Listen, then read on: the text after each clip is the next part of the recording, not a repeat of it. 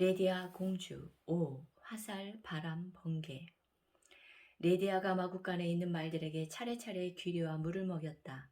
마구간에는 은하사에서 키우는 말뿐 아니라 식객들과 샛벼랑 일행의 말까지 구획별로 들어있었다.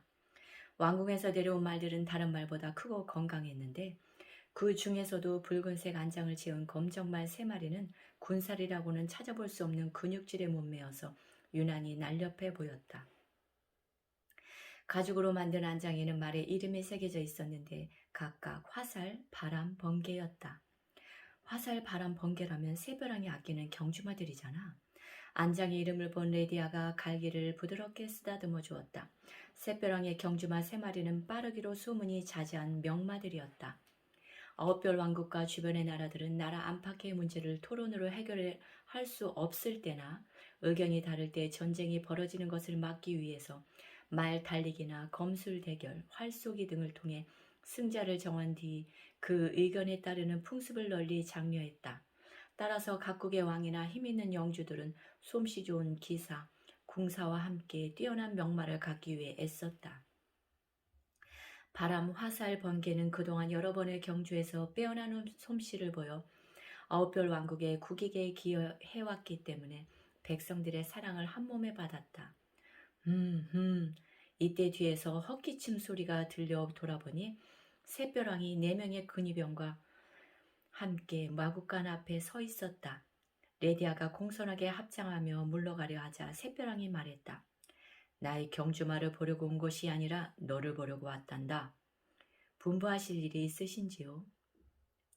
은하사에 온 지 벌써 여러 날이 지났지만 물불스님은 계속 기도 중이시고 방금 왕궁에서 골치 아픈 연락을 받았는데 어디 하소연할 곳이 없구나. 이곳에 와서 보니 물불스님을 기다리던 사람들 중 상당수가 너의 묘수를 듣고 마음의 문제를 해결하더구나.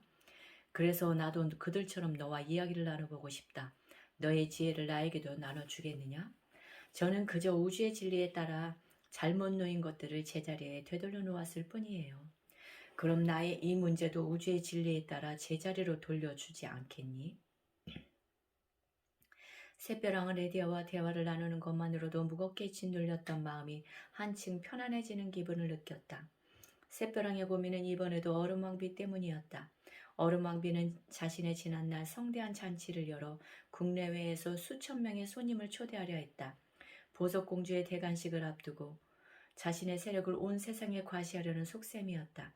하지만 얼음왕비가 생각하는 엄청난 규모의 생일 파티를 열려면 왕궁 1년 예산의 3분의 1을 써야 했다. 왕궁의 돈이 부족해지면 얼음왕비는 새로운 명목으로 백성들에게 세금을 걷어들일 것이 분명했다. 이런 사정을 잘 아는 총리 대신은 반대 의사를 강하게 밝혔지만 얼음왕비는 뜻을 굽히지 않았다.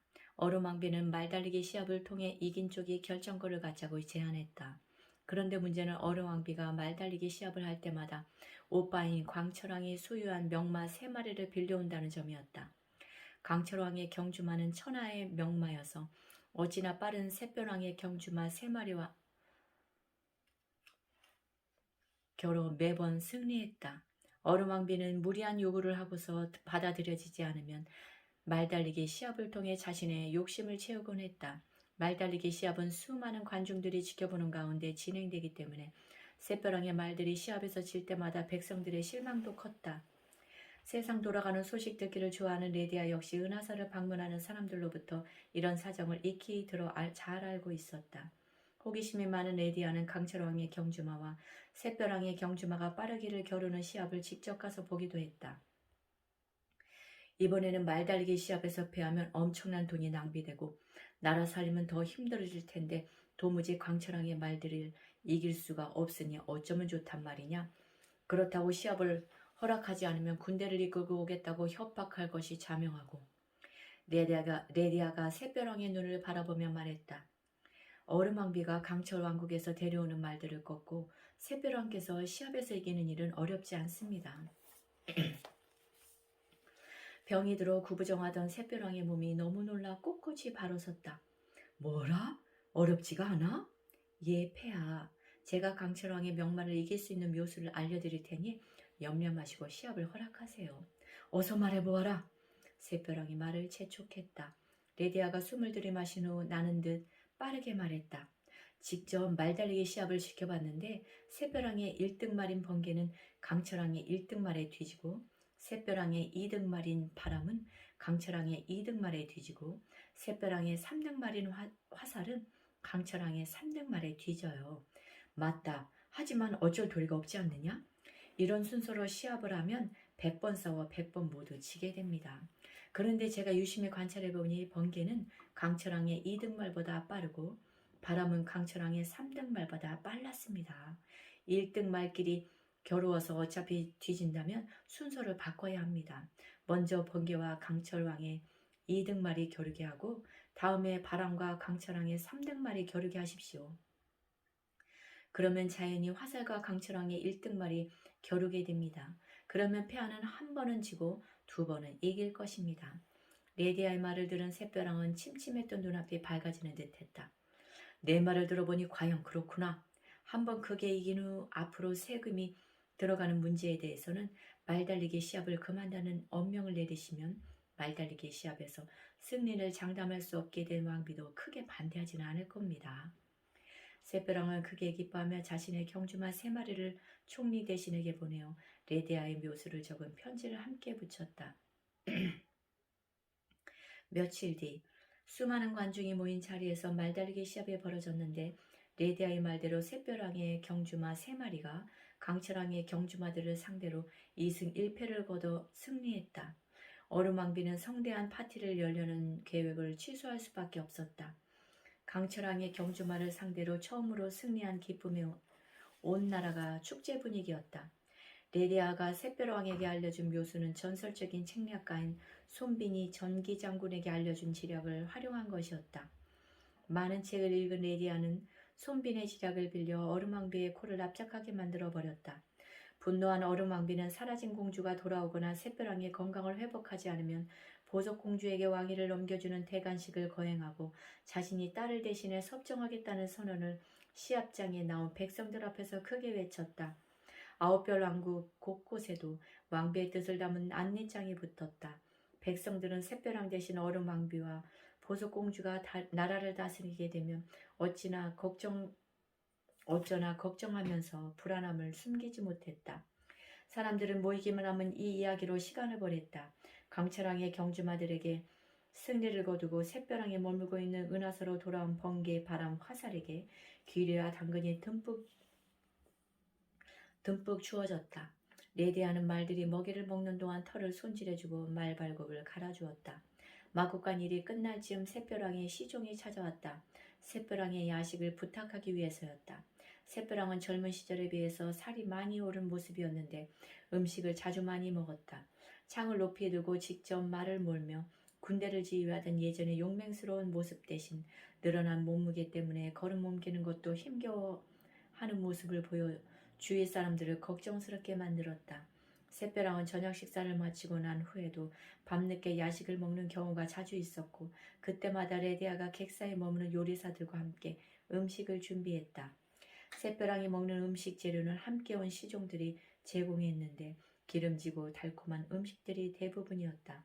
왕의 경호 때문에 요리를 직접 하는 사람 역시 왕궁에서 온 왕실 요리사였는데 레디아와 객사의 요리사들은 근위병의 엄격한 감시를 받으며 기본적인 재료 손질이나 설거지 등을 도왔다. 식사가 차려지자 샛벼랑이 식당으로 찾아왔다. 샛벼랑은 급하게 밥을 먹으면서 레디아에게 함께 할 것을 권했다. 레디아가 손을 저으며 곤란한 표정을 지었다. 제가 어찌 왕과 함께 식사를 하겠습니까? 그리고 저는 수행자여서 기름지고 달콤한 음식 대신 태양빛과 별빛을 받으며 자란 빛나는 음식만을 먹습니다. 빛나는 음식? 낮에는 태양빛을 받고 밤에는 별빛을 받아 자라는 재료에 뜨거운 열을 가해 만든 음식은 빛과 열을 고스란히 간직하고 있습니다. 이런 음식을 기쁜 마음으로 먹으면 스스로 빛이 납니다. 빛은 모든 것을 꿰뚫기 때문에 스스로 빛이 나면 모든 것과 통하게 되어 일이 자연스럽게 풀립니다. 나는 왕비와 딸을 하루아침에 모두 잃어버린 이후로 슬픔을 달랠 방법을 찾지 못해 먹고 마시는 것으로 허전함을 달래왔다. 이제는 이런 모습이 완전히 굳어져서 쉽게 바꾸지를 못하겠구나. 뭘 먹는가에 따라 그 사람이 결정됩니다. 우리는 뭐든지 먹습니다. 음식도 먹고, 마음도 먹고, 나이도 먹고, 돈도 먹고, 욕심도 먹습니다. 겁도 먹고, 애도 먹고, 눈물도 먹습니다. 중요한 것은 그렇게 먹은 대로 됩니다. 나쁜 마음을 먹으면 나쁘게 되고, 짐승의 살을 먹으면 짐승처럼 됩니다. 반면 빛을 먹으면 빛이 나게 되는 거죠. 특히 새벼랑께서는 누구보다 빛나는 음식을 먹어야 합니다. 새벼랑이 큼지막한 고기를 썰던 포크와 나이프를 내려놓고 입을 닦으며 물었다. 내가 특별히 빛나는 음식을 먹어야 하는 이유가 무엇이냐? 레디아가 단호하게 말했다. 저는 지금 아홉별 왕국은 큰 위기를 맞고 있습니다. 사라진 공주를 찾거나 새벼랑이 건강을 회복하시려면 얼음왕비와 보석공주가 나라를 통치하는 것을 막을 수 있습니다. 얼음왕비가 나라 곳곳에 이 사실을 알렸기 때문에 이 소식을 모르는 사람이 없을 정도였다. 새벼랑이 깊은 한숨을 내쉬었다. 실은 나 역시 그 문제로 나라가 큰 위기에 처해 물불스님의 지혜를 구하고자 이곳까지 왔으나 물불스님께서 기도에만 정진하시고 아무 말씀을 해주시지 않는구나. 레디아가 빙긋 웃었다. 물불스님께 물어도 저와 똑같은 답을 하셨을 겁니다. 빛나는 음식을 먹으라고. 레디아는 물불스님께 배운 지혜를 바탕으로 새벼랑에게 이유를 설명해 주었다. 얼음왕비가 내건 2가지 조건 중 사라진 공주를 되찾는 일은 쉽지 않은 일이었다. 7별 왕국의 지혜로운 대신들이 머리를 맞대고 수만 명의 군사를 동원해도 작은 단서조차 찾을 수 없었다. 새벼랑이 거금에 포상금까지 내걸었지만 18년 동안 나타나지 않는 것은 둘 중 하나라는 것이 레디아의 분석이었다. 얼음왕비와 보석공주에게 해를 입는 것을 막 피하기 위해 때를 기다리며 몸을 숨기고 있거나 이미 세상을 떠났다는 것이다. 레디아는 사라진 공주가 왕비가 세상을 떠나던 날 사라졌기 때문에 새 왕비가 궁에 들어오며 공주가 핍박을 받을 염려하여 미리 피신시켰을 가능성에 더 큰 무게를 두었다. 살아있을 가능성이 높지만 얼음왕비의 기세가 새벼랑을 위협할 정도로 당당한 상황에서 스스로 나타나지는 않을 것이 분명했다. 사라진 공주가 이미 죽었거나 모습을 드러낼 상황이 아니라는 말에 새벼랑을 크게 낙담하여 양손으로 머리카락을 감싸며 식탁에 얼굴을 파묻었다. 나는 딸의 안전조차 지켜주지 못하는 왕이 되고 말았구나. 레디아는 새벼랑을 위로하는 대신 강한 어조로 해결책을 제시했다. 새벼랑께서는 우선 자신을 지킬 수 있는 힘을 키우셔야 합니다. 그러기 위해서는 먼저 건강부터 되찾으셔야 합니다. 9별 왕국 모든 백성이 별처럼 빛나는 지혜와 태양처럼 뜨거운 용맹을 가진 예전의 새벼랑을 그리워하고 있습니다. 그리고 이는 얼음왕비가 내건 조건 중 한 가지를 충족하는 길이기도 합니다. 새벼랑은 여전히 건강을 되찾기 어렵다고 생각했지만 레디아는 끈질기게 설득했다. 새벼랑이 병든 원인은 좋은 것을 적게 먹어서가 아니라 너무 많이 먹었기 때문이었다. 기름진 음식을 줄이고 햇빛을 듬뿍 받은 신선한 곡식과 야채를 적당히 먹으면 체중이 줄고 숨과 피의 흐름이 좋아지게 된다. 빛은 통하지 않는 곳이 없기 때문에 빛나는 음식은 몸과 마음에 막힌 곳을 뚫어준다고 설명하고 설득했다. 레디아는 햇빛을 충분히 받으며 자란 쌀른 등을 많이 먹으면 금세 기력을 회복할 거라며 새벼랑의 마음을 돌리는 일을 포기하지 않았다. 레디아가 복숭아 하나를 가져오더니 식탁 위에 올려놓고 엄지손가락과 검지손가락으로 휘파람을 불었다. 그러자 창밖에서 붉은색 박쥐가 날아와 레디아의 머리 위에서 원을 그리며 몇 바퀴 돌더니 이내 탁자에 내려와 복숭아를 맛있게 먹기 시작했다. 붉은색 박쥐는 온몸에 윤기가 흐르고 군살이라고는 찾아볼 수 없는 근육질의 날렵한 모습이었다. 이 모습을 본 새벼랑 일행은 모두 깜짝 놀랐다. 박쥐는 태양빛을 싫어하고 인간과 친하게 지내지 않는다는 것을 모르는 사람이 없는데 레디아에게 날아와 복숭아를 먹고 있는 붉은색 박쥐는 대낮에 건강하게 날아다니며 레디아를 친근하게 대했기 때문이었다. 새벼랑이 복숭아를 먹는 붉은색 박쥐를 가리키며 물었다. 어떻게 박쥐가 태양빛이 강렬한 대낮에 날아다니는 것이냐? 저는 어려서부터 복숭아를 무척 좋아해서 복숭아 나무 밑에서 놀곤 했습니다. 그때 만나 친구가 된 태양박쥐입니다. 태양박쥐? 원래는 다른 박쥐처럼 피부색이 검고 빛과 사람을 싫어했는데 제가 좋아하는 복숭아를 먹고 싶어하는 듯해서 조금씩 나눠주다 보니 어느새 태양 아래에서도 잘 날아다니는 성질로 바뀌었습니다. 검던 피부도 점점 태양처럼 붉은 빛으로 바뀌었고 전보다 훨씬 건강해졌습니다. 태양의 빛을 먹고 자란 닭 박쥐라서 제가 태양박쥐라고 부릅니다. 레디아의 말처럼 태양박쥐는 한눈에 보아도 다른 박쥐들보다 크고 건강해 보였다. 한 마리만 이렇게 변한 것이 아닙니다. 주변의 박쥐들도 제가 주는 복숭아를 먹기 위해 나타나면서 점점 태양박쥐로 변했습니다. 지금은 거대한 무리를 이루고 있습니다. 레디아는 샛별왕의 태양박쥐에 큰 관심을 보이는 때를 놓치지 않았다. 샛별왕이시여, 한낱 미물인 박쥐도 태양빛을 먹고 이처럼 건강해졌습니다. 하물며 소우주라 불리는 인간의 경우는 얼마나 큰 변화가 있겠습니까? 빛을 먹으면 몸과 마음의 광명이 가득해지고 빛이 납니다. 그 빛을 세상을 향해 쏘십시오. 샛별왕은 소 힘줄처럼 끈질기게 짐승의 살을 먹는 식습관을 빛나는 음식을 먹는 식습관으로 바꾸라고 조언하는 레디아의 말에 마지못해 며칠만 그렇게 해보겠다고 약속했다. 며칠간 샛별왕의 음식을 만드는 권한이 레디아에게 주어졌다. 은하사의 공양간 이름은 황금공이었다. 입구에 걸린 현판에는 황금공 안에 별이 그려져 있었는데 이는 무한대로 별을 만들어내는 상징이었다. 레디아는 황금공에서 신나게 샛별왕의 밥을 지었다.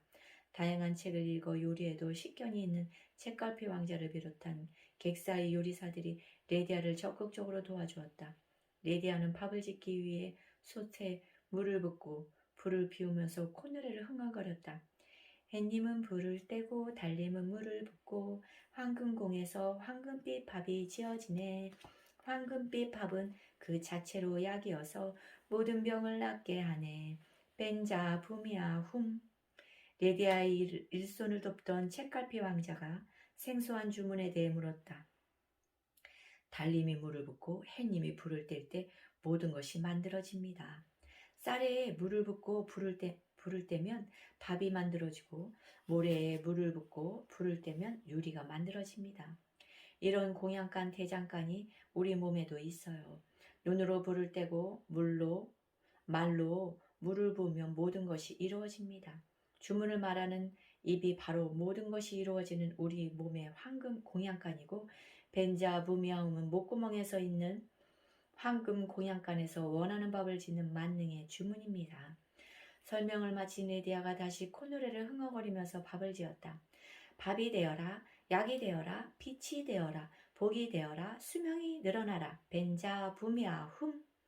은하사의 공양간에는 방앗간이 있었다. 레디아는 쌀을 오분도미로 만들어 밥을 지었는데 이 밥을 먹으면 몸에 나쁜 찌꺼기들이 다 씻겨나갔다. 레디아가 사용하는 오분도미는 빛과 물을 듬뿍 함유하고 있었기 때문에 먹는 사람의 몸에 들어가 빛과 물로 나쁜 물질들을 말끔하게 녹여버렸다.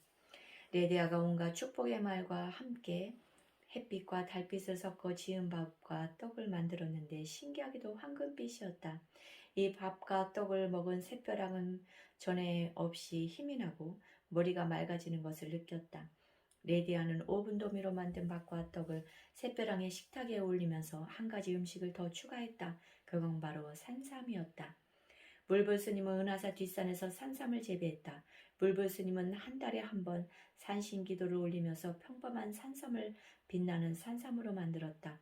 은하사에서 물불 스님이 기도를 통해 만든 산삼은 하늘의 기운과 땅의 기운을 모두 받아 천지의 기운이 합덕한 결정체여서 모든 병을 치료하고 수명을 늘리는 효능이 있었다.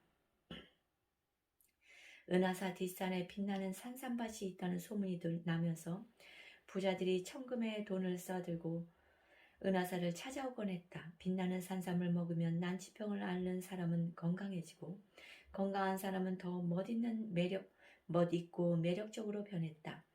사람들은 은하사의 산삼을 빛나고 감나가는 물건이라 하여 다이아몬드 산삼이라고 불렀다. 은하사에서 물불스님이 기도한 다이아몬드 산삼을 먹으면 알아봐잖아 디디디디디디디디 주문이 저절로 흘러나왔다. 레디아는 빛나는 음식을 제공하면서 고기 위주의 메뉴를 서서히 줄여나가더니 며칠 만에 빛나는 음식으로만 채워진 식사를 샛별왕에게 드시게 하였다. 그리고 식사가 끝나면 샛별왕과 산책하면서 은하사 식객들에게 들은 신기하고 재미있는 이야기들을 들려주었다. 샛별왕은 지리, 정치, 무역, 소설, 과학 등 다양한 주제를 넘나들며 끝없이 이어지는 이야기를 듣는 재미에 시간 가는 줄 모르고 발걸음을 계속 옮겼다. 레디아가 만든 음식을 먹고 레디아와 매일 몇 시간씩 산책을 한 지 6개월이 지나자 샛별왕은 몰라볼 정도로 날렵한 몸매와 건강을 되찾게 되었다. 맞는 옷이 없어서 왕궁으로 사람을 보내 청년 시절 입던 옷을 가져와야 할 정도였다. 마침내 샛별왕은 왕실 근위대와 목검으로 검수를 겨뤄도 지지 않을 만큼 건강을 완전히 회복했다. 샛별왕은 거울 앞에서 청년 시절 입던 옷을 다시 입으며 생각했다. 물불 스님께서 레디아에게 내 시중을 들게 하신 이유를 이제야 알겠구나. 과연 물불 스님의 지식과 지혜를 모두 전수받은 아이가 맞구나. 샛별왕은 몸이 회복된 후에도 레디아를 가까이 두고 이야기하는 것을 몹시 좋아했다. 두 사람이 산책을 하는 모습이 어찌나 다정해 보였는지 두 사람들은 부녀 같다며 입을 모았다. 한편 은하사에는 샛별왕의 동정을 살피기 위해 어루망비가 보낸 첩자가 식객으로 위장해 살고 있었다. 첩자는 샛별왕이 하루가 다르게 기력을 회복하는 모습을 보고 불안해져 급히 왕궁으로 달려갔다. 어루망비는 첩자의 보고를 받고 소스라치게 놀라 오라버니인 강철왕에게 이 사실을 알렸다. 강철왕은 대신들과 상의한 뒤 먼저 무세 장군에게 많은 군사를 주며 명령했다. 무세 장군에게 중장 보병 1000명과 중장 기병 100명을 줄 테니 이 길로 달려가 은하사를 보유하고 누구도 들어가거나 나오지 못하게 하시오. 명령을 받은 무세 장군이 군대를 이끌고 아홉별 왕국으로 떠났다. 강철왕은 다시 사신을 불러 명령을 내렸다. 사신은 다시 아홉별 왕국으로 가서 나의 말을 전하라. 공주의 18살 생일에 계획대로 대관식을 거행하라고 말이다. 샛별왕은 대관식 날까지 대신과 백성들에게 건강한 모습을 보일 수 없을 것이다. 이는 은하사에서 한 걸음도 나올 수 없을 테니까. 사신도 광철왕의 명령이 떨어지자마자 날랜 말을 타고 아홉별 왕궁으로 달리기 시작했다. 은하사 서재에는 세계 각국의 책들이 빼곡하게 꽂혀 있었다. 은하사를 찾아오는 신도들이 두고 간 책들이었다. 레디아는 책장에 꽂힌 수많은 책들 사이에서 어떤 책을 읽을까 고민하며 이리저리 서재를 돌아다녔다. 레디아가 과학기술 관련 책이 모여있는 책장에서 세상의 모양이라는 책을 빼 책장을 넘겼다. 책에는 세상의 모양을 정사각 기둥으로 묘사해 놓은 그림과 함께 세계지도와 지리적 특징이 적혀 있었다. 그 책에 적힌 지식들 어쩌면 몇 년 후에는 휴지통에 던져질지 모릅니다. 이 말에 레디아가 돌아보니 서재의 책을 보러 온 책갈피 왕자가 서 있었다. 세계의 모양에 관해 다른 견해가 있나요? 책갈피 왕자가 레디아에게 다가오며 대답했다. 어쩌면 우리가 사는 세상이 둥근 원형이 아닐까 생각하고 있습니다. 흥미로운 이론이군요. 근거는요? 만약 지구가 사각기둥이라면 수평선 너머로 멀어지는 배가 갑자기 사라져야 하거든요. 그런데 서서히 수평선 아래로 사라지잖아요. 세상이 둥근 모양이면 이런 현상을 과학적으로 설명할 수 있습니다. 이런 주장을 세상 사람들이 믿어주지 않는 것이 문제지만 말입니다. 밤하늘에 떠있는 달도 꽉 차면 둥근 모양이니까요. 물부스님이 그러셨어요. 하늘은 원래 둥근 모양이라고. 책갈피 왕자 얼굴이 밝아졌다. 제 주장에 힘을 실어주는 첫 번째 지지자를 여기서 만나네요. 반갑습니다. 별 말씀을요. 레디아는 평소 궁금했던 내용들을 물어봤는데 세상의 책을 모두 읽었다는 평가를 받는 책갈피 왕자는 거침없이 대답해 주었다. 단단한 벽돌을 만드는 법부터 책 분류하는 법까지 막힘없는 답변이 이어졌다. 레디아는 새로운 지식을 배우는 기쁨에 얼굴이 붉어졌다. 레디아가 별처럼 반짝이는 눈동자로 책갈피 왕자를 바라보며 물었다. 그렇게 아는 것이 많은데 왜 세상을 돌아다니는 겁니까? 지식보다 강한 힘을 찾기 위해서입니다. 지식으로는 칼을 이기지 못해요. 이때였다. 서재 밖에서 왕실 근위병들이 분주하게 움직이는 소리가 들렸다. 큰일이 벌어진 것이 분명했다. 레데아와 책갈피 왕자가 보던 책을 책장에 꽂아놓고 쏜살같이 밖으로 나왔다. 감사합니다.